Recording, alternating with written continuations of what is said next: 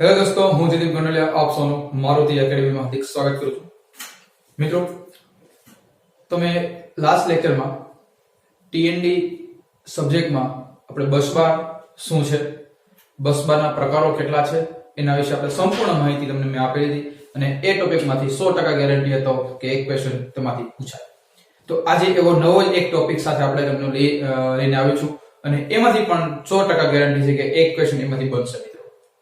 તો મિત્રો, જેટલું તમને કરાવું છું એ ટોપિકમાંથી એક્ઝામમાં પૂછાય છે, તો એ તમે તમારી બુકમાં લખતા રહેજો, સાથે સાથે મહેનત કરતા રહેજો અને ભવિષ્યમાં આવનારી તમારી જીટીયુ ની એક્ઝામમાં તમે સારામાં સારું પરફોર્મન્સ આપી શકો એવી હું ભગવાનને આશા રાખું છું. તો મિત્રો, આપણે આ ટીએનડી જેવા સબ્જેક્ટ સાવ સહેલાઈથી આપણે કરી શકીએ એની જ માટે એક નવી ઝુંબેશ ઉપાડી છે. તો તેમાં વધુ લોકોને શેર કરજો, સાથ સહકાર આપજો અને વધુ લોકોને કહેજો કે આવી રીતે એક મારુતિ એકેડમી ચેનલ છે અને એ લોકોએ શરૂ કર્યું છે, તો એ લોકોને પણ ફાયદો થાય અને આપણને સારામાં સારા માર્કે આપણે જીટીયુ ની એક્ઝામમાં પાસ થઈ શકીએ. તો મિત્રો, સ્ટાર્ટ કરીએ આજનો એક નવો જ ટોપિક, એટલે કે સબસ્ટેશનનો સ્કેમેટિક ડાયાગ્રામ. યસ મિત્રો, હવે એક્ઝામમાં પૂછાઈ ગયું મિત્રો કે સબસ્ટેશનનો સ્કેમેટિક ડાયાગ્રામ જુદા જુદા ઇક્વિપમેન્ટ સાથેનો ડાયાગ્રામ દોરો 4 માર્ક. ખાલી ડાયાગ્રામ દોરવાના તમને 4 માર્ક આપે છે. તો મિત્રો, આ બહુ વસ્તુ અગત્યનું છે. તો એનો મતલબ તમારે ખાલી ડાયાગ્રામ સમજવાનો છે, દોરવાનો છે, બસ 1 2 3 વખત ડ્રો કરી નાખો, તમને આવડી જાય. તો મિત્રો, પહેલા તમે એક સ્ક્રીન ઉપર તમે જોઈ શકો છો, ફૂલ સ્ક્રીન ઉપર તમે પૂરેપૂરો ડાયાગ્રામ તમે જોઈ શકો છો. એ ડાયાગ્રામમાં તમને અલગ ડિફરન્ટ ટાઈપના ઇક્વિપમેન્ટ તમને જોવા મળતા હશે.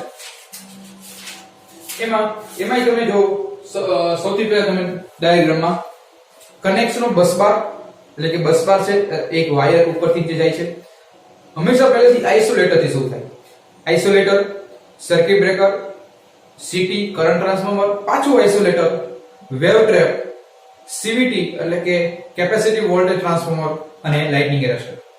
તો મિત્રો, તમે જોયું તમે ડાયાગ્રામમાં, તો એ ડાયાગ્રામ થોડો યાદ રાખવો અઘરો પડે, પણ દોરવાનો તમારે એ જ છે. પણ હાઉ ટુ રિમેમ્બર, યાદ કેમ રાખવો, તો એની માટેની એક ટ્રીક છે મારા મિત્રો. અહીંયા આવો, જો અમે અહીંયા એનો સિમ્પલ ડાયાગ્રામ ડ્રો કર્યો છે, પણ એના જેવો નથી, પણ એના અંતર્ગત તમને લાગે એવો. તો મિત્રો, આ જ અગત્યનું છે. જો તમે આવી રીતે તમે બધા ડાયાગ્રામ તમે આવી રીતે સમજી જાઓ, તો તમારે કોઈ પણ ડાયાગ્રામ તમે આરામથી તમે કરી શકો. તો મિત્રો જોઈએ, સૌથી પહેલા હંમેશા તમે સબસ્ટેશનમાં જાઓ. જેમ કે હું સબસ્ટેશનમાં ચાલો ગયો, તમે એવું ઇમેજિનેશન કરતા જાઓ, હું તમને ઇમેજિનેશન કરાવતો જાઉં છું અને તમે કરતા જાઓ. ચલો, હવે આપણે જઈએ સબસ્ટેશનમાં. ઓકે, સબસ્ટેશન ની અંદર ગયા, જેવી સબસ્ટેશન મેં એન્ટ્રી કરી, ત્યાં જ મોટું એક આવું તમને જોવા મળતું હશે કે જે ઉપર મોટા વાયરો હશે અને એક થાંભલા જેવું હશે, બહુ મોટા જેવું. અને એ જે થાંભલા જેવું હશે એ છે લાઇટનિંગ એરેસ્ટર. લાઇટનિંગ એરેસ્ટર નું કામ શું હોય છે કે લાઇટનિંગ એરેસ્ટર નું કામ એ છે કે વીજળી પડે, ઓવર વોલ્ટેજ થાય તો એ ડાયરેક્ટ ગ્રાઉન્ડ કરી નાખે અને મારા આગળની જેટલી સિસ્ટમ છે એને બચાવી લે. તો સૌથી પહેલા લાઇટનિંગ એરેસ્ટર. પછી આવે કેપેસિટર વોલ્ટેજ ટ્રાન્સફોર્મર, એટલે કે જે છે એ વોલ્ટેજને કંટ્રોલ કરવાનું કામ કરે છે. પછી આવે વેવ ટ્રેપ. હવે વેવ ટ્રેપ નું કામ શું, તમે આ સબસ્ટેશનમાં આપણે લાસ્ટ ચેપ્ટરમાં ભણી ગયા વેવ ટ્રેપ કોને કહેવાય. તો વેવ ટ્રેપ એટલે શું કે ભાઈ, એક સબસ્ટેશન થી બીજા સબસ્ટેશનમાં જે એન્જિનિયરો કામ કરતા હોય એને કોમ્યુનિકેશન માટે યુઝફુલ થાય, તો એની માટે વેવ ટ્રેપ છે. સૌથી પહેલું લાઇટનિંગ એરેસ્ટર, પછી સીવીટી, પછી વેવ ટ્રેપ અને પછી શું આવે આઇસોલેટર. આઇસોલેટર હું કે ભાઈ કોઈ પણ સિસ્ટમમાં ફોલ્ટ આવે તો એને ઈ સિસ્ટમને આઇસોલેટ કરી નાખવાની, એટલે આગળ ફોલ્ટ જાય નહીં અને મારા બધા ઇક્વિપમેન્ટ બચી જાય. તો આઇસોલેટર નું કામ છે. પછી આવે કરંટ ટ્રાન્સફોર્મર, પછી આવે સર્કિટ બ્રેકર ને ફરીથી આઇસોલેટર. તો સાવ સહેલું, યાદ રાખવાનું બહુ ઈઝી છે અને દોરવું પણ ઈઝી છે મિત્રો. તો આ હતો સબસ્ટેશનમાં જુદા જુદા સાધનોની સ્થિતિ દર્શાવતો. મિત્રો, આ વસ્તુ યાદ રાખજો, તમને એક્ઝામમાં પૂછાય આ સ્થિતિ દર્શાવતો ડાયાગ્રામ. તો આ સ્થિતિ દર્શાવતો કેવી રીતે સબસ્ટેશનમાં અલગ પ્રકારે ઇક્વિપમેન્ટ જોડાયેલા હોય સ્થિતિ દર્શાવે છે, તો આ એનો સ્કેમેટિક ડાયાગ્રામ છે. હમણાં મેં તમને બતાવ્યો એ પ્રમાણે. તો મિત્રો, હજી એક તમને રિમાઇન્ડ કરી દઉં, યાદ રખાઈ દઉં. સૌથી પહેલા શું આવશે, તમે યાદ કરો. સૌથી પહેલા આપણે એન્ટ્રી થયા તો શું આવ્યું, સૌથી પહેલા લાઇટનિંગ એરેસ્ટર, પછી શું આવ્યું, પછી આવ્યું સીવીટી, પછી શું આવ્યું, તો પછી આપણે જોયું વેવ ટ્રેપ, પછી આઇસોલેટર, સીટી, સીબી એટલે કે સર્કિટ બ્રેકર અને પાછું આઇસોલેટર. કમ્પ્લીટ. ઓકે, હવે આપણે આગળ જોઈએ અને એમાં આપણે જોઈએ હવે બીજા બે ડાયાગ્રામ હું તમને કરાવવાનો છું અને જે એક્ઝામમાં વારંવાર પૂછાય છે અને એ એક્ઝામમાં વારંવાર પૂછાવાના રીઝન પણ તમને કહું. એવા બે ડાયાગ્રામ એક્ઝામમાં પૂછાય છે અને એ બે ડાયાગ્રામ હમણાં તમને કહીશ કેવી રીતે ડ્રો કરો એ પણ તમને સમજાવું.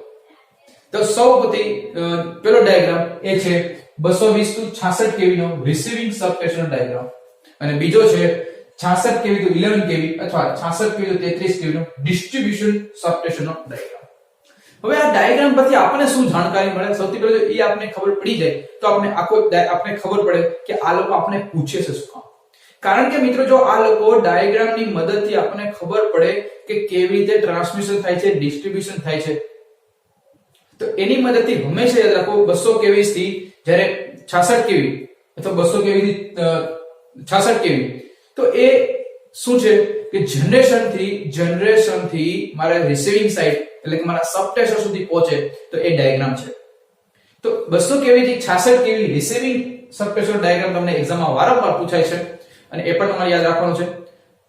અને બીજો છે ડિસ્ટ્રીબ્યુશન એટલે કે જે સબસ્ટેશન થી આપણા ઘરે પહોંચે છે અને આપણા ઘરની શેરીની બાજુ જે પોલ માઉન્ટેડ સબસ્ટેશન હોય એ પહોંચે જ્યાં 11 kV આવતી હોય. તો આ આપણે બે સબસ્ટેશન એટલે કે આ બે આપણે ડાયાગ્રામ અચૂક આપણે સમજવા જોઈએ અને ભણવા પડે. એટલા જ માટે તમારી એક્ઝામમાં વારંવાર એ ડાયાગ્રામ પૂછાય છે મિત્રો. તો સૌપ્રથમ સ્ટાર્ટ કરીએ કે જે 220 થી 66 kV. તો મિત્રો તમે ફૂલ સ્ક્રીનમાં 220 થી 66 kV નો લાઈન ડાયાગ્રામ તમે જોઈ શકો છો. તમે લાઈન ડાયાગ્રામ આ તમે જોયો પણ હશે. જે જગ્યાએ તમે જોયું હોય કે ઘણી વખત તમે જોયું હશે કે તમે ગયા હોય સબસ્ટેશનમાં તમે ડાયાગ્રામ જોયા હોય. તો મિત્રો સૌપ્રથમ કોઈ પણ વસ્તુ એ શું હોય એમાં ફીડર હોય. ફીડર શું છે? ફીડર એક લાઈન કરંટ કેરિંગ એક કંડક્ટર છે એટલે કે એમાંથી કરંટ ફ્લો થતો હોય. તો તમે આકૃતિમાં જોવો તો સૌપ્રથમ 11 kV ફીડર 1, 11 kV ફીડર 2. તેમાં તમે જો બધું આમાં હોય મિત્રો કોપી પેસ્ટ જ હોય, સરખું જ હોય, બીજું કઈ હોતું નથી. એક વખત સમજી જાઓ ડાયાગ્રામ કેમ ડ્રો કરો એ જ તમને સમજાવું છું. સૌપ્રથમ ઉપર પેલા શું આવે તમે જો સમજો 11 kV ફીડર 1, 11 kV ફીડર 2. ફીડરમાં શું આવે? પેલા આઇસોલેટર, સીટી, સર્કિટ બ્રેકર અને આઇસોલેટર. હંમેશા યાદ રાખવાનું બે આઇસોલેટરની વચ્ચે હંમેશા સીટી અને સીબી આવે. કરંટ ટ્રાન્સફોર્મર અને સર્કિટ બ્રેકર આવે. તો જો બેયમાં હોય છે કે નહીં? યસ. ચલો દોરાઈ ગયું. નીચે આવો. પછી આવે લાઇટિંગ એરેસ્ટર તમે જોઈ શકો છો. નીચે આવો. હવે છે 66 kV. શું આવ્યો? 66 kV. હવે 66 kV ની લાઈન છે ઈ આઉટગોઈંગ લાઈન છે. 66 kV ની લાઈન ટુ આઉટગોઈંગ છે અને એ આઉટગોઈંગ લાઈન છે.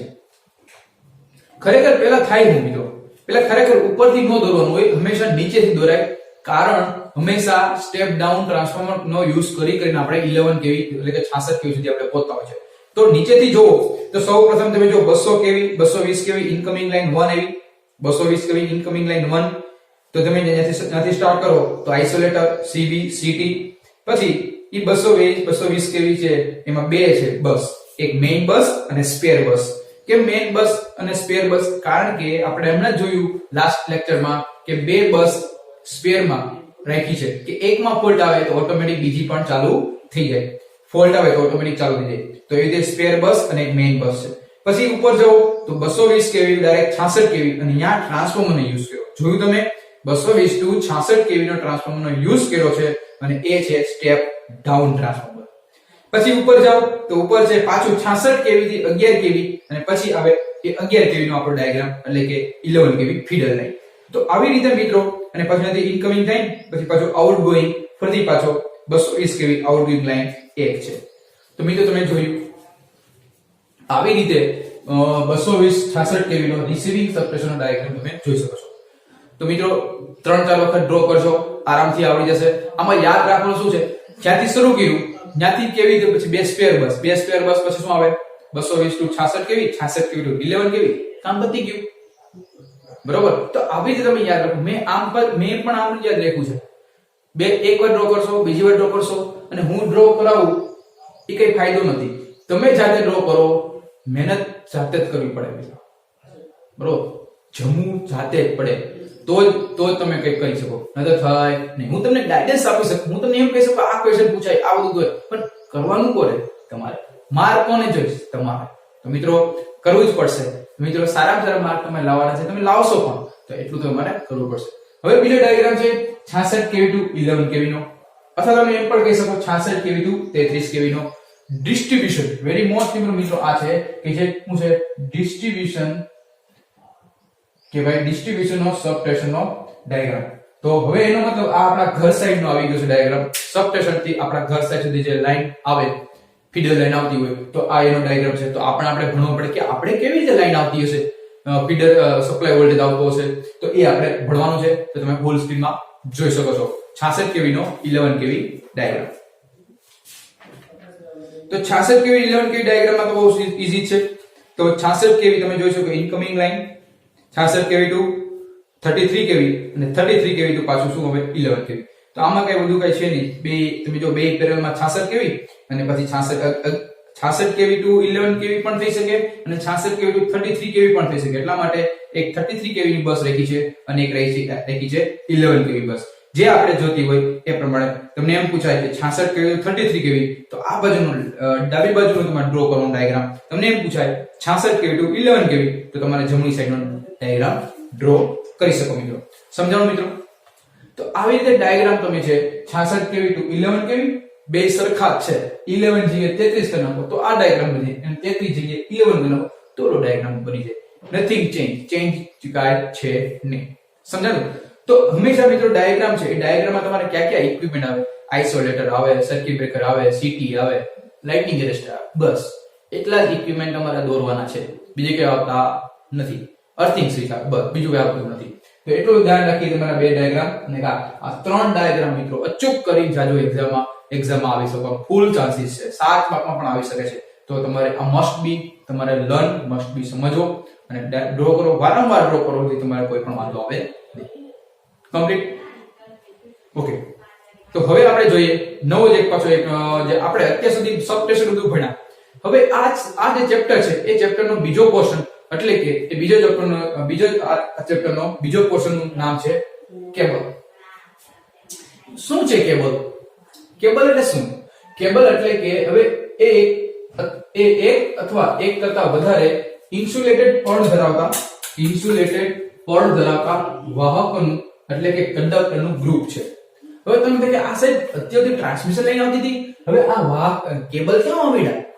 મિત્રો કેબલ એટલા માટે આવ્યા છે કારણ કે આપણે જો ઓવરહેડ ટ્રાન્સમિશન લાઈનમાં તો આપણે શું યુઝ કરી છે? કંડક્ટર યુઝ કરી છે. પણ જ્યારે અંડરગ્રાઉન્ડ કેબલને યુઝ કરતો હોય ત્યારે આપણે એ કેબલ યુઝ કરી શકતા નથી, કારણ કે એની મિકેનિકલ સ્ટ્રેન્થ બહુ વીક હોય અને સાથે ખવાણ પણ થઈ જાય અને કોસ્ટ પણ વધી જતી હોય અને ઘણી વખત એમાં મેન્ટેનન્સ પણ બહુ શું થાય છે, બહુ વારંવાર જરૂર પડે છે. તો આવી ઇફેક્ટ ને લીધે આપણે કેબલ યુઝ કરી છે, જે અંડરગ્રાઉન્ડ કેબલ તમે યુઝ કરો છો. જેમ કે આ આપણે કોમ્યુનિકેશન માટે યુઝ કરી, ટેલિવિઝન માટે જીઓ, વોડાફોન, એરટેલ, તો એ બધી જે ટેલિકોમ્યુનિકેશન લાઈન છે તો એ બધા લોકો કેબલનો યુઝ કરે છે. તો આ કેબલ શેના બનેલા હોય? તો કેબલ એ એલ્યુમિનિયમ અથવા કોપરમાંથી બનેલા હોય છે. સ્ટ્રેન્ડેડ વાહકના બનેલા હોય છે. TND માં તમે સમજેલું હશે. અને ફ્લેક્સિબિલિટી એ સૌથી સારામાં સારી આની હોય છે. એટલા જ માટે કેબલ અંડરગ્રાઉન્ડમાં વધારે પ્રિફર કરવામાં આવે છે.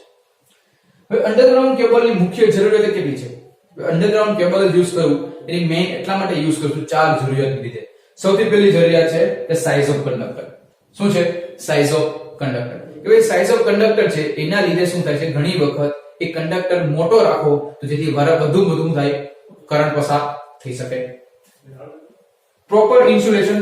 હવે જો હું અંડરગ્રાઉન્ડ કેબલમાં પ્રોપર ઇન્સ્યુલેશન ન કરવામાં આવે તો એમાં ફોલ્ટ થાય છે અને એ ફોલ્ટ અંડરગ્રાઉન્ડમાં ફોલ્ટ ડિટેક્ટ કરવો બહુ અઘરો બને છે. તો એની માટે સૌથી પહેલા આપણે આ પ્રોપર ઇન્સ્યુલેશનની જરૂરિયાત છે. પછી વોલ્ટેજ ડ્રોપ. તો તમારે આ જે છે અંડરગ્રાઉન્ડ કેબલ એ તમારે વોલ્ટેજ ડ્રોપ છે વધુ થઈ શકે છે મિત્રો. તો એની પણ તમારે ધ્યાન રાખવું જોઈએ. Chemical and physical stability. હવે તમારે જ્યારે તમે કેમિકલ એટલે કે ઇન કેસ કે કેમિકલ પ્રોસેસ થતી હોય અથવા ફિઝિકલી સ્ટેબલ જોતી હોય તો એ જગ્યાએ તમે આવા પ્રકારના અંડરગ્રાઉન્ડ કેબલ તમે યુઝ કરી શકો. તમારી એક્ઝામમાં પૂછાય કે અંડરગ્રાઉન્ડ કેબલની મુખ્ય જરૂરિયાત કઈ છે? તો 4 જરૂરિયાતો. સૌથી પહેલી એ છે size of conductor, proper insulation, voltage drop અને chemical and physical stability. Complete. તો હવે આપણે આમાં જોઈએ કે અંડરગ્રાઉન્ડ કેબલના શું ફાયદા છે અને શું ગેરફાયદા.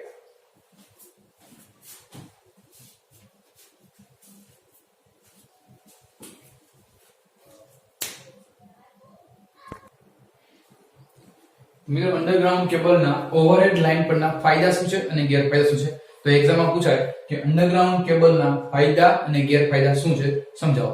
તો મિત્રો તમે આમ પણ સમજી શકો ફાયદા શું છે, તમે જોતા હોય તો ખબર પડી કયા કયા ફાયદા છે અને કયા ગેરફાયદા. તો મિત્રો એક એક ફાયદો સમજશું અને યાદ રાખશું. તો સૌથી પહેલો ફાયદો છે continuity of supply. Very most important મિત્રો, કન્ટિન્યુટી ઓફ સપ્લાય. હવે transmission line overhead transmission line છે, હવે ક્યાંય કોઈ ફોલ્ટ આવે તો એ વિસ્તારનો છે તમારો ફોલ્ટ, જ્યારે હું વાયર બદલાવું પછી કાંઈક આગળ થાય ત્યાં સુધી એ વિસ્તારનો લાઇટ આવે નહીં. એનો મતલબ ત્યાં સપ્લાય મળતો નથી. પરંતુ જે અંડરગ્રાઉન્ડ કેબલ છે, તો અંડરગ્રાઉન્ડ કેબલમાં લાંબા સમય સુધી કંઈ થતું નથી, એટલા માટે એની સપ્લાય છે કન્ટિન્યુટી રહે છે. કન્ટિન્યુટી ઓફ સપ્લાય સારામાં સારી છે. બીજું લેસ મેન્ટેનન્સ છે. યસ, સારામાં લેસ મેન્ટેનન્સ. અંડરગ્રાઉન્ડ કેબલ હોય તો એમાં વાવાઝોડું હોય, ચોમાસું હોય, ઉનાળો હોય, શિયાળો હોય, એના વાયરને કંઈ પણ અસર થતી નથી. પરિણામે એમાં ફોલ્ટ થવાની ચાન્સીસ ઓછા હોય. તો મેન્ટેનન્સ કેવું રહે? ઓછામાં ઓછું રહેવાનું છે. તો less maintenance. Less accident. Yes, obvious વાત છે, લેસ એક્સિડન્ટ છે. હવે ઓવરહેડ લાઇન છે, તો ઓવરહેડ લાઇનમાં ઘણી વખત પતંગ ચગાવતા છોકરા હોય તો એમાં ટ્રાન્સમિશન લાઇનમાં પતંગ હલવા જાય તો કાઢવા જાય તો બે વાયર ભેગા થઈ જાય તો શોર્ટ સર્કિટ થવાના ચાન્સીસ રહે. પછી એમાં બર્ડ ફોલ્ટ થઈ શકે, મંકી ફોલ્ટ થઈ શકે, એવા ઘણા બધા ફોલ્ટ થઈ શકે. પણ અંડરગ્રાઉન્ડ કેબલમાં એવા ફોલ્ટ થતા નથી, એટલા માટે એવા એક્સિડન્ટ પણ ઓછા થાય છે. Less voltage drop. Yes, voltage drop પણ કેવો થાય છે? બહુ ઓછામાં વોલ્ટેજ ડ્રોપ થાય છે. કોના કમ્પેરિઝનમાં? ઓવરહેડ ટ્રાન્સમિશન લાઇનના કમ્પેરિઝનમાં આમાં વોલ્ટેજ ડ્રોપ ઓછો થાય છે. Longer life. હવે અંડરગ્રાઉન્ડ છે તો લાંબા સમય સુધી એને કંઈ થતું નથી. Attractive appearance. મિત્રો હમણાં જ આપણે ભણવાના છીએ કેબલના પ્રકારો. તમે જોઈ શકો છો મસ્તીને, તમે જોતા જ તમને મજા આવે. ઓહો, આવું પણ અંદર ઇન્ટરનલ કન્સ્ટ્રક્શન હોય. જ્યારે ઓવરહેડ ટ્રાન્સમિશન લાઇન હોય તો એમાં તો કોપર હોય અથવા આયર્ન હોય અથવા એલ્યુમિનિયમ કંડક્ટર બનેલો હોય. પણ આમાં અલગ અલગ મટીરીયલ, અલગ અલગ લેયર થી બનેલા હોય છે. જેથી મોર એટ્રેક્ટિવ, સારામાં સારો સુંદર દેખાવ લાગે છે કોનો? અંડરગ્રાઉન્ડ કેબલનો. પછી જોઈએ more safety compare to this overhead line. Overhead લાઇનમાં શું થાય? ઘણી વાર રસ્તામાં જતા હોય અને રસ્તામાંથી કોઈ હોવાના કારણે વાયર પડી ગયો તો આપણને પણ શોક લાગવાની સંભાવના છે. પરંતુ અંડરગ્રાઉન્ડ કેબલ છે એમાં શોક લાગવાની ચાન્સીસ બહુ એટલે બહુ રેરલી છે, એટલા માટે મોર સેફ્ટી. કોમ્યુનિકેશન લાઇનમાં ઓછો વિક્ષેપ. એટલે કે હવે એક મેઇન ટ્રાન્સમિશન લાઇન છે, એની સાથે સાથે જો આપણે નીચે જતી હોય તો એમાં ઓવરહેડ લાઇનમાં વધારે કોમ્યુનિકેશન ઇન્ટરફિયરન્સ થતું હોય. પરંતુ જ્યારે અંડરગ્રાઉન્ડ કેબલમાં માત્ર ને માત્ર અંડરગ્રાઉન્ડ કેબલ જ હોય છે, બીજે કઈ સાથે કોમ્યુનિકેશન લાઇન હોતી નથી. પણ એટલા માટે એની લાઇનમાં જે અંડરગ્રાઉન્ડ કેબલ લાઇન છે એમાં આ કોમ્યુનિકેશન લાઇનમાં કંઈ પણ વિક્ષેપ એટલે કે ડિસ્ટર્બન્સ થતું નથી. તો મિત્રો આપણે આ હતા અંડરગ્રાઉન્ડ કેબલના ફાયદા. કયા ફાયદા છે ફટાફટ એકવાર ક્વિક રિવિઝન કરી નાખી. કન્ટિન્યુટી ઓફ સપ્લાય, કન્ટિન્યુટી સારામાં સારી છે. લેસ મેન્ટેનન્સ છે, લેસ એક્સિડન્ટ છે, less voltage drop, longer life, appearance સારામાં સારો, દેખાવ સારામાં સારો, મોર સેફ્ટી અને લાઇનમાં ઓછો ડિસ્ટર્બન્સ છે. તો ગેરફાયદા કયા કયા છે? ફાયદા હોય તો ગેરફાયદા તો હોવાના જ છે, સારું છે અને ખરાબ હોવાનું જ છે. એવી રીતે ફાયદા જોઈએ, હવે જોઈએ ગેરફાયદા. તો પહેલો જ ગેરફાયદો છે મોર કોસ્ટ. ઓબ્વિયસ હોવાની જ છે. એટલું બધું સારા સારા એડવાન્ટેજ આપે છે તો કોસ્ટ તો હોવાની જ છે. જોડાણ કરવું અઘરું છે, એટલે કે બે વાયરને જોડાણ કરવા અંડરગ્રાઉન્ડ કેબલમાં બહુ અઘરું પડે. કે એક આ વિસ્તારે વાયર નાખ્યો હોય તો બીજા વિસ્તારે જ્યાં વાયર કાઢવો હોય તો બહુ અઘરી વસ્તુ થઈ જાય, લાંબો સમય માંગી લે છે. ફોલ્ટની જગ્યા શોધવી અઘરી. હવે અંડરગ્રાઉન્ડ કેબલ છે, જો ફોલ્ટ ક્યાં થયો કેમ નક્કી કરવો? અને હાલો ખબર પડી તો એટલા વિસ્તારમાં બધે વાયર ખોદીને વાયર કાઢવા પડે અને પછી મારો ફોલ્ટ ડિટેક્ટ થાય. તો આ બહુ વસ્તુ અઘરું છે. ફોલ્ટ ની શોધવી જગ્યા અઘરી છે, અઘરું મેન્ટેનન્સ છે, પછી તો મેન્ટેનન્સ અઘરું થાય. ચાર્જિંગ કરંટની કિંમત હાઈ છે, કારણ કે આ જે લેયર છે એ લેયર વચ્ચે કેપેસિટન્સ રચાય છે અને પરિણામે એમાં જે લેયર હોય એ લેયરની આજુબાજુ કરંટ એટલે કે તમે જો સ્કિન ઇફેક્ટની વધારે ઇફેક્ટ જોવા મળે છે. ફ્યુચર એક્સટેન્શન પોસિબલ નથી. હવે એક વખત અંડરગ્રાઉન્ડમાં થઈ ગયું, હવે પાછા બીજા 10 મકાનો આપણે બિલ્ડ કર્યા તો એ સમય પાછું ફરીથી ખોદકામ કરવું, ફરીથી પાછા વાયર નાખવાનું, તો એ પોસિબલ નથી અને થાય તો પછી કોસ્ટ વધી જાય. તો ફ્યુચર એક્સટેન્શન બહુ અઘરું છે. હાયર સાઇઝ છે, ઓકે સાઇઝ છે તો બોલ હાયર સાઇઝમાં આપણે યુઝ કરી શકતા નથી, એટલે કે બહુ લોંગ ટ્રાન્સમિશન લાઈન આપણે યુઝ કરી શકતા નથી, જેમ કે long distance transmission not application, ખાલી શોર્ટ ટ્રાન્સમિશન માટે જ આપણે અંડરગ્રાઉન્ડ કેબલ આપણે યુઝ કરી શકીએ છીએ, લોંગ ટ્રાન્સમિશન માટે તો આપણે ઓવરહેડ ટ્રાન્સમિશન લાઈન જ આપણે યુઝ કરી છે હાલમાં. તો મિત્રો આ હતા ફાયદા અને ગેરફાયદા કોના અંડરગ્રાઉન્ડ કેબલ. સમજી ગયા?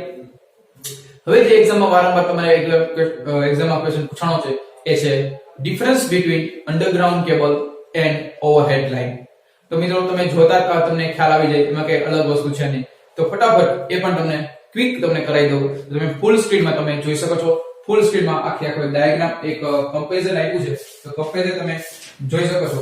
એમાં એક બાજુ લખ્યું છે અંડરગ્રાઉન્ડ કેબલ અને બીજું છે ઓવરહેડ ટ્રાન્સમિશન. તો એક બાજુ ઓવરહેડ અને બીજી બાજુ અંડરગ્રાઉન્ડ કેબલ છે. એમાં સૌથી પહેલા વોલ્ટેજ લેવલ જોવો, તો વોલ્ટેજ લેવલ છે એ અંડરગ્રાઉન્ડ કેબલમાં આપણે માત્ર ને માત્ર 11 kV સુધી કરી શકી, ત્યારે ઓવરહેડ ટ્રાન્સમિશનમાં 400 kV સુધી કરી શકી.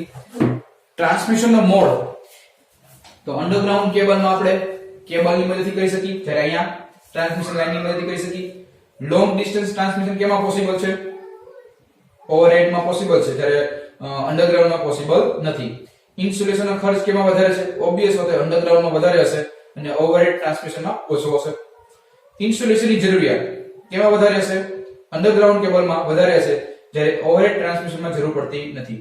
સેફટી કેમાં વધારે હશે? અંડરગ્રાઉન્ડમાં વધારે સેફટી હશે, ઓવરહેડમાં સેફટી એટલી બધી જરૂર નથી, સેફટી ઓછી હોય છે, ડેન્જરસ સિસ્ટમ છે.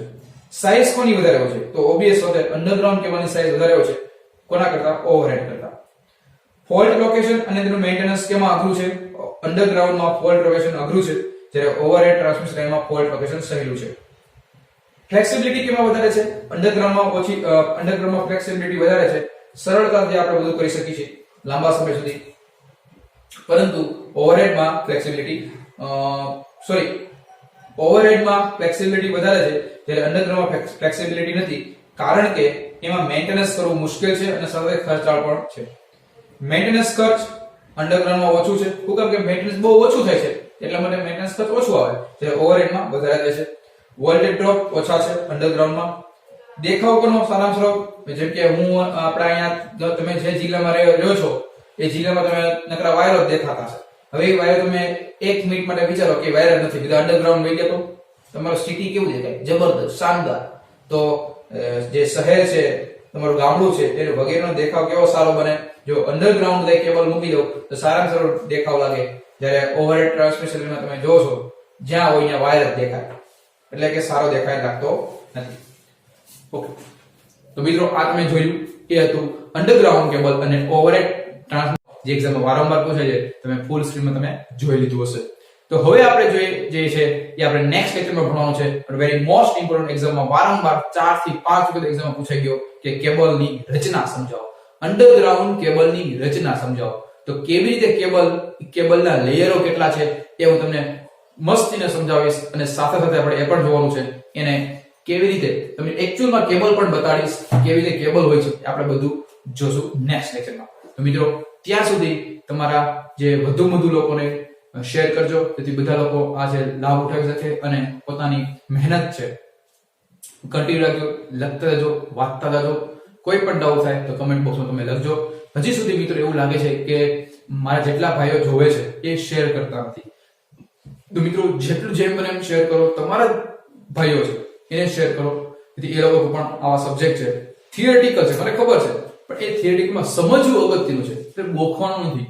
સમજો એ અગત્યનું છે. ગોખણ તો બધા યાદ રહી જાય, પણ એને 10 દી પછી ભૂલાઈ જાય એ અગત્યનું નથી.